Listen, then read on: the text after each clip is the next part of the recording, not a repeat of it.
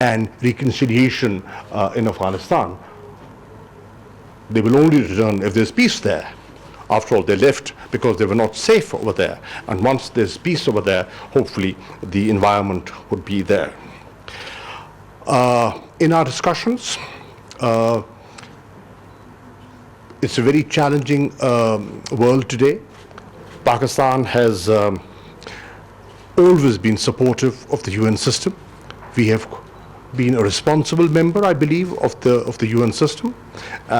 We have excellent cooperation with them, and I have reiterated our support more than ever before, because we understand how important multilateralism is and what an important role this institution can play for peace and stability.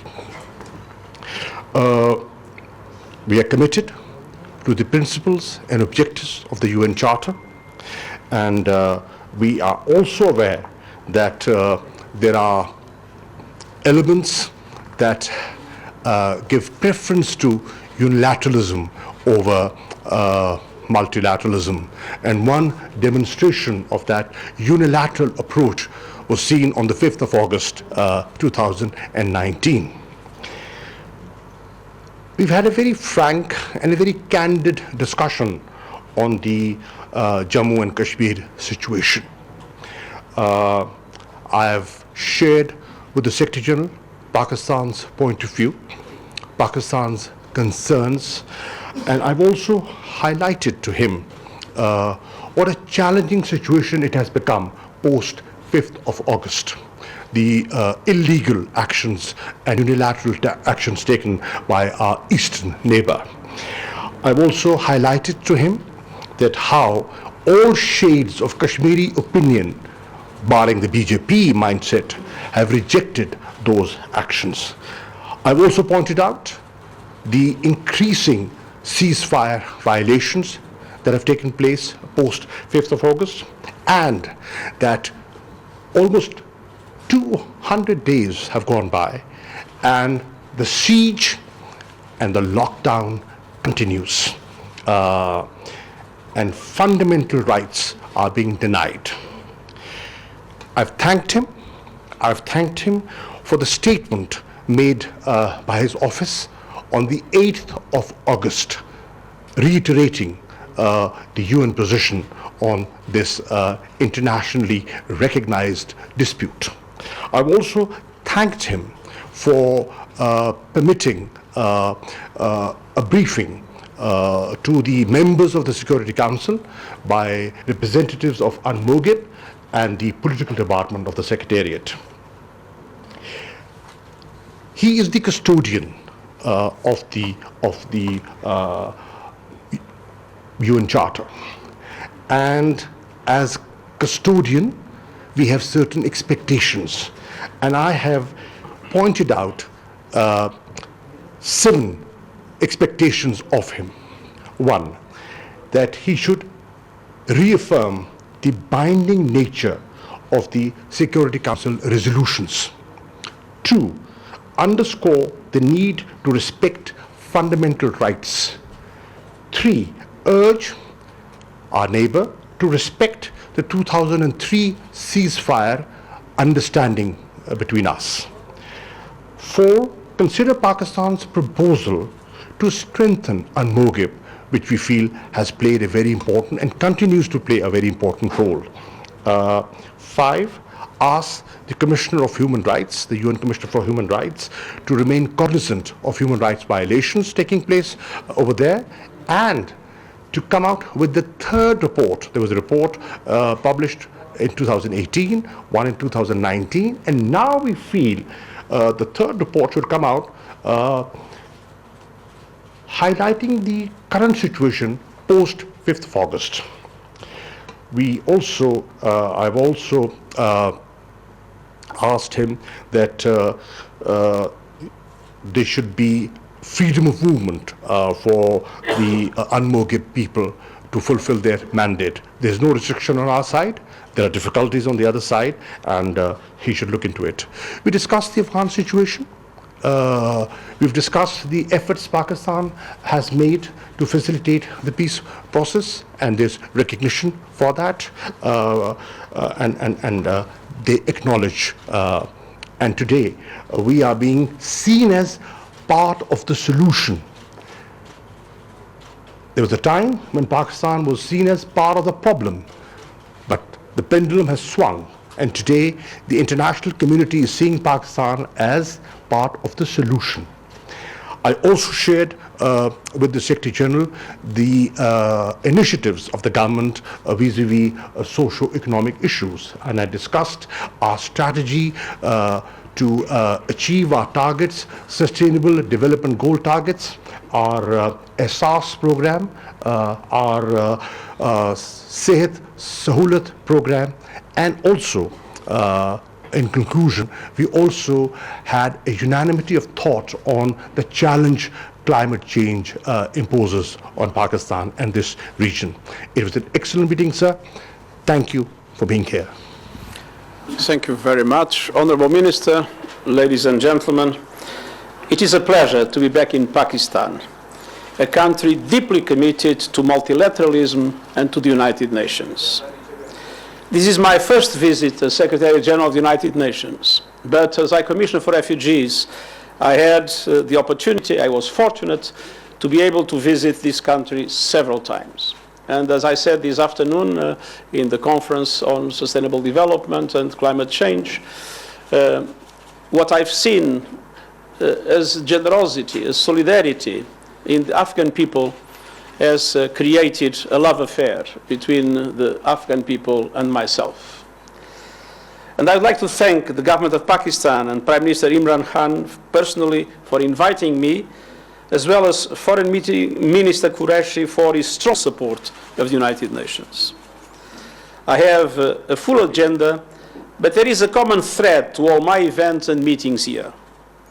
It is simply this: to recognize Pakistan's outstanding generosity and solidarity over many decades, and to highlight its place in confronting some of the biggest global challenges our world faces today.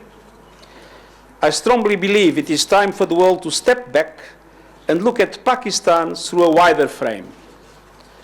One of the main purposes of my visit is to spotlight the real Pakistan with all its possibilities and potential. It is deeply rooted in Pakistani culture, from the vision of Muhammad Ali Jinnah to the philosophy of Allama Iqbal, to the music of Nusrat Fateh Ali Khan. From the courageous example of Malala Yousafzai to the giving spirit of Abdur Sattar Edhi to the visual artistry and advocacy of Sharmeen Obaid Shinoy. And of course, on better days, we also see it from the bats of the Pakistan cricket team, both the men's and the women's teams, I might add.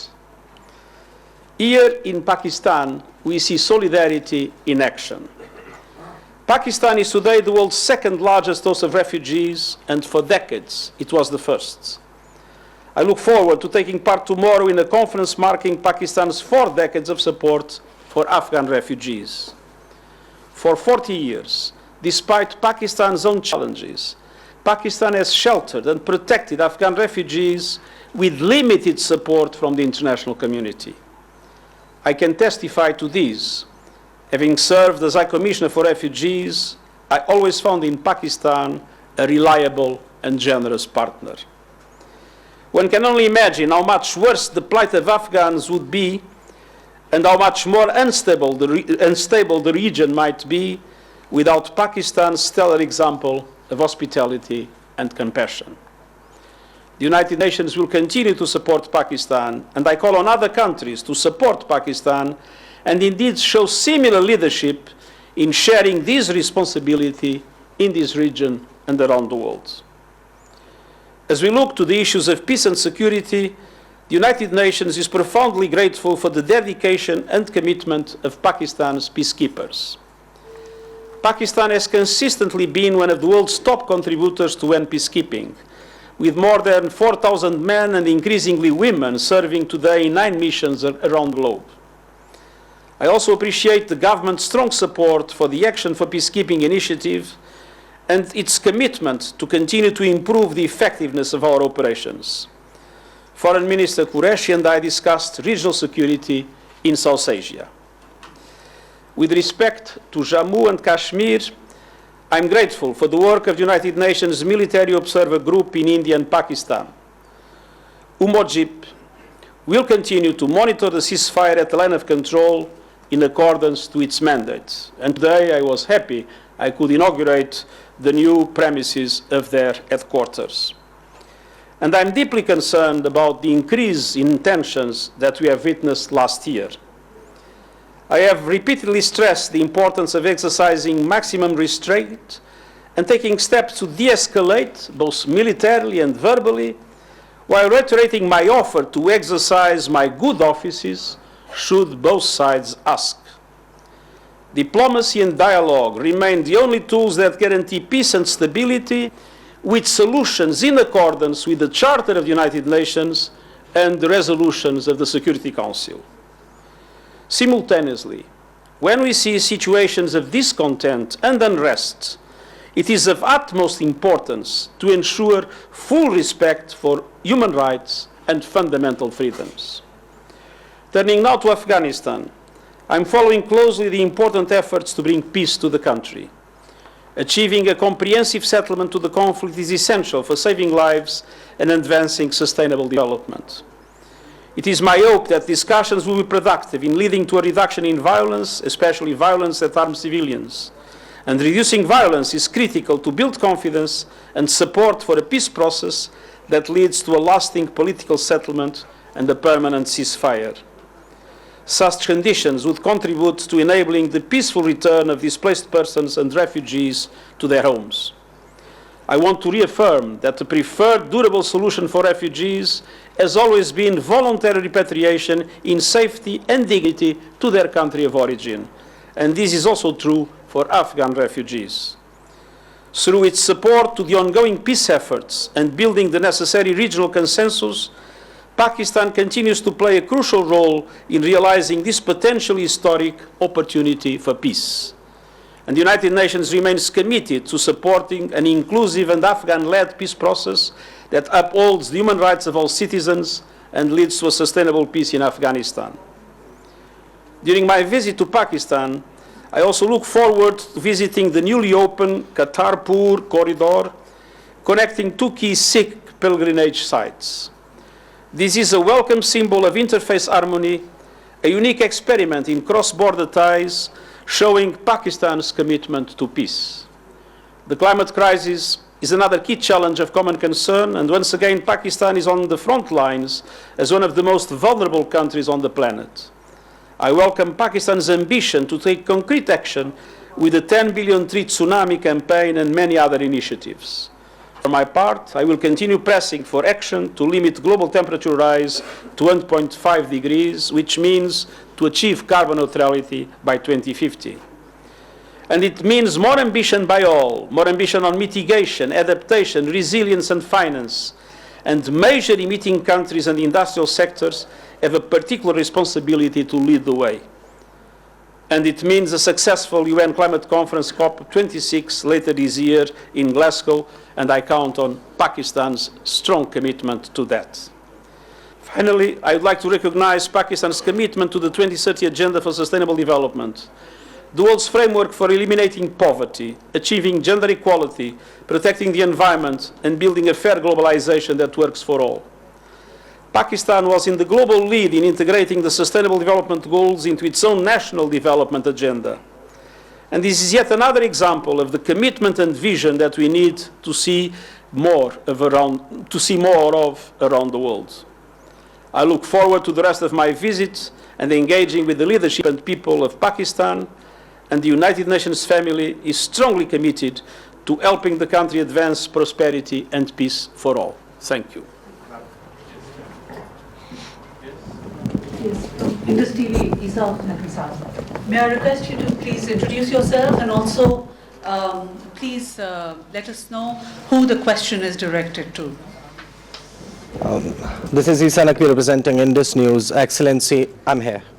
My question is that I'll also, as Foreign Minister Qureshi has mentioned, I'll also refer to your statement of 8th of August last year, in which you reaffirmed United Nations' principled position on the Kashmir dispute. I wish to know what practical steps could you and your office take for the solution of this issue? And secondly, we are about 1.5 months into the year 2020, and there have been more than 287 ceasefire violations along the line of control. I wish to know what's stopping United Nations to ensure that its military observers are given a hassle-free and free access to the line of control, as this may lead to a big conflict in the region. Thank you so much. Thank you very much. First of all, from the beginning, I have offered my good offices in relation to the situation, and of course, good offices can only work when accepted by both sides. On the other hand, I believe that there was an important contribution to clarifying what has happened by the reports that were mentioned of the Human Rights High Commissioner. On the other hand, it is clear that we have taken a position about the need for Security Council resolutions to be implemented and for effective de-escalation and dialogue linked to that, with another very important condition, which is full respect for human rights and continental freedoms in Jammu and Kashmir. In relation to the ceasefire, I visited Mojib. We believe that Mojib should have full freedom of movement. It has on the Pakistani side. We hope that this will also be achieved on the other side. And we will be strengthening its equipment capacity in order to better be able to implement its mandate. I'll take a question from the international media representatives here. Yes, can I have the Reuters representative?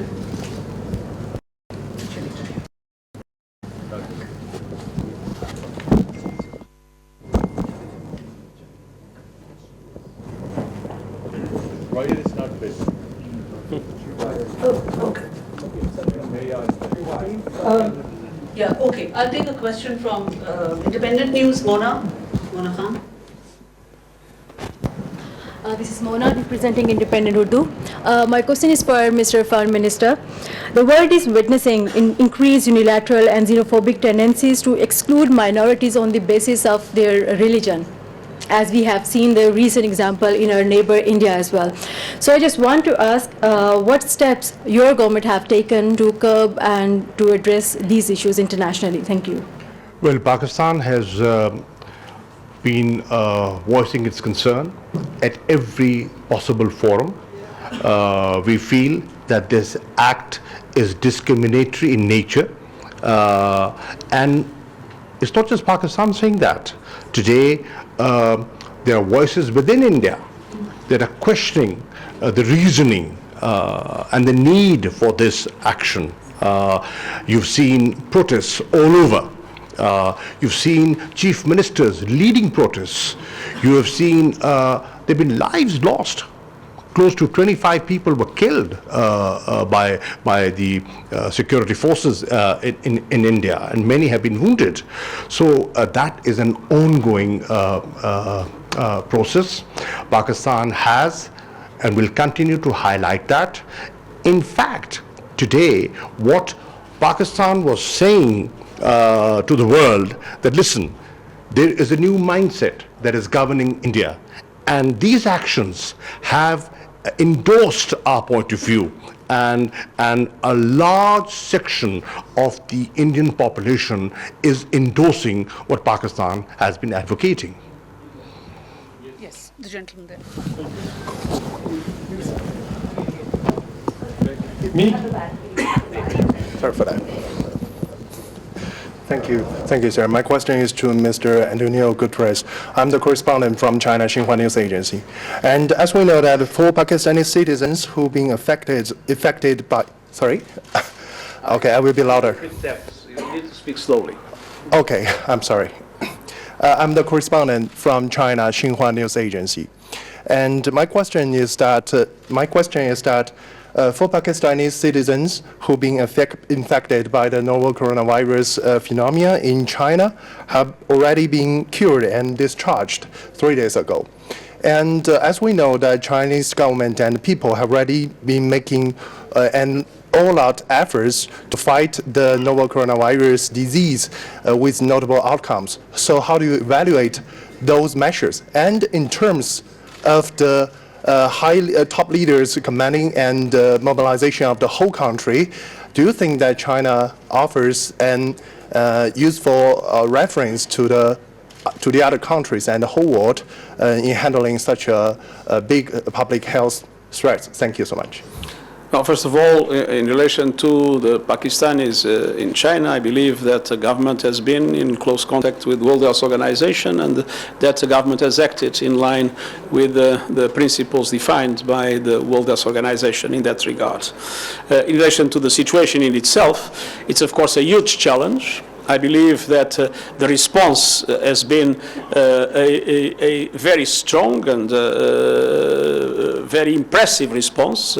Obviously, in a situation as complex as this, it is always difficult to have a quick solution, and the Chinese government was the first to mention that there were a few limitations and shortcomings, but I think that the effort that is in place is a gigantic effort, and we are very confident that that effort will allow for the progressive reduction of the disease. Faisal? First of all, most welcome, Mr. Secretary General, to Pakistan. I am Faisal Raza Khan from 92 News. My question is that, as Honorable Foreign Minister has said, would you agree to that early repatriation of Afghan refugees vis-a-vis to the peace process? Do you think that early repatriation would help a successful peace and reconciliation process in Afghanistan? Thank you. I think it's very important to respect the principles. I mean, the principles that have always been principles shared between the government of Pakistan and the UNHCR have been the principle of voluntary repatriation in safety and dignity. What we believe is this is the moment in which we need to create an important pull effect in Afghanistan. Through peace and through reconstruction, the creation of jobs, the creation of opportunities, making the roadmap that was described by the minister, a roadmap to allow for a phased program of return of the Afghans to be entirely successful. I think now the biggest effort to be made is in Afghanistan, and I appeal to the international community to massively support Afghanistan, both to reach peace and then, based on peace, to do an effective reconstruction of the country, to create the conditions for not only the well-being of the Afghan people in Afghanistan, but for the effective repatriation of refugees from Pakistan and Iran. Thank you. Can I have the Al Jazeera representative at the back, please?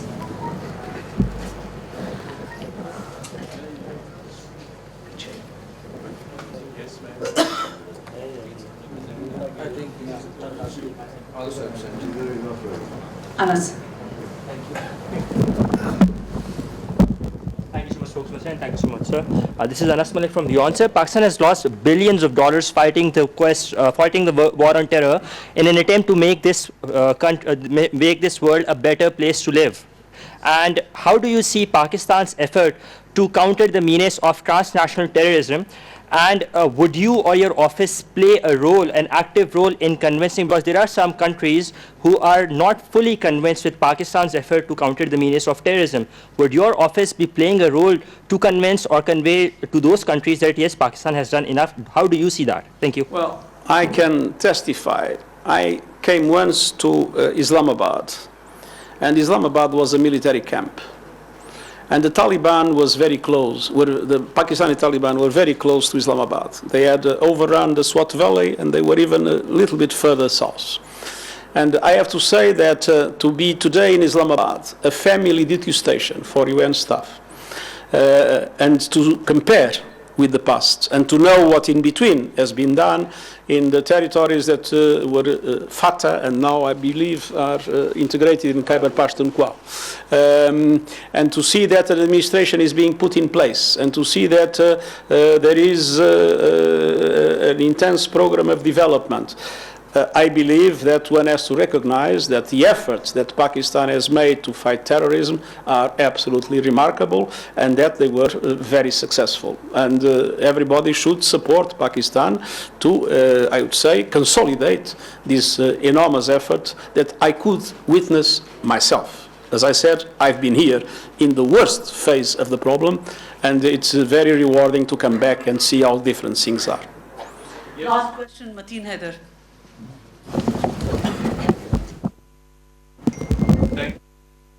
Mateen Haider representing GTV Network. Mr. Secretary General, there is another global issue, that is Islamophobia, and that why West fears Islam and the Muslims. And it is to be noted that Turkey, Iran, Pakistan and Malaysia have taken a joint initiative to counter this Islamophobia. We were there at UNGA when you also spoke about this in your speech in last year UNGA session. How you view these efforts and what further support you will extend to this initiative taken by Pakistan? And to Foreign Minister as well, your views as well. Thank you. Well, Islamophobia is absolutely intolerable, as any other form of intolerance that we see today, be it against migrants or refugees that sometimes are attacked by populist politicians or other forms of religious hatred of all kinds. So it is, for me, absolutely evident that we need to fight Islamophobia very strongly. Hate speech is one of the most important instruments of Islamophobia, and we have launched recently, led by our Special Representative Against Genocide, we have launched a global UN initiative against hate speech, which I believe goes perfectly in line with the initiative that you have just mentioned. And at the same time, we are totally committed in our action around the world to fight against all forms of populism that try to use Islamophobia and other forms of hatred as a tool to win votes, which is totally unacceptable. It is unacceptable that people try to win power dividing the people. This is against all democratic principles, and I think it's our duty to preserve interfaith dialogue, to preserve harmony among religions, and I believe that my visit tomorrow to the corridor of Kartarpur will be a symbol of that dialogue and of that tolerance.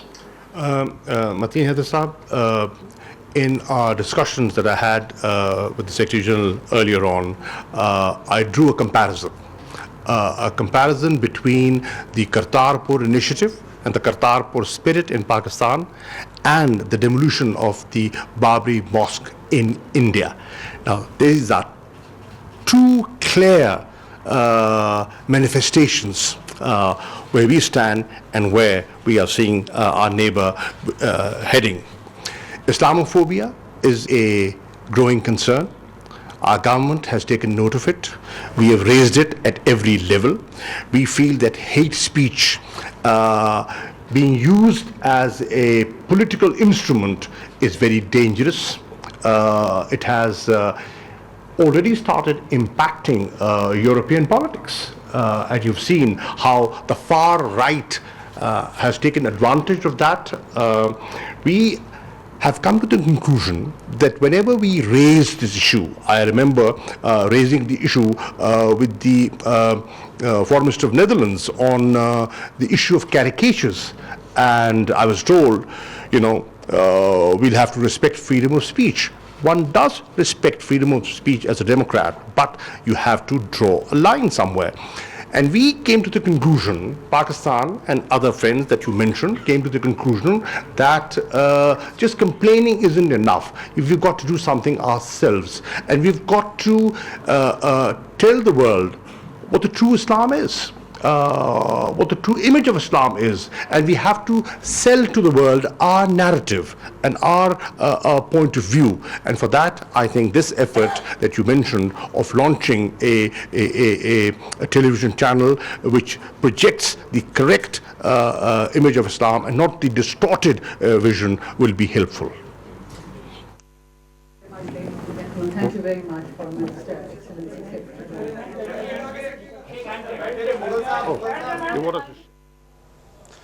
वज़ीर ख़ारजा शाह महमूद कुरैशी और secretary general अक़वाम मुत्तहिदा मुश्तरका press conference कर रहे हैं इस्लामाबाद में। आप ये मनाज़िर देख रहे थे।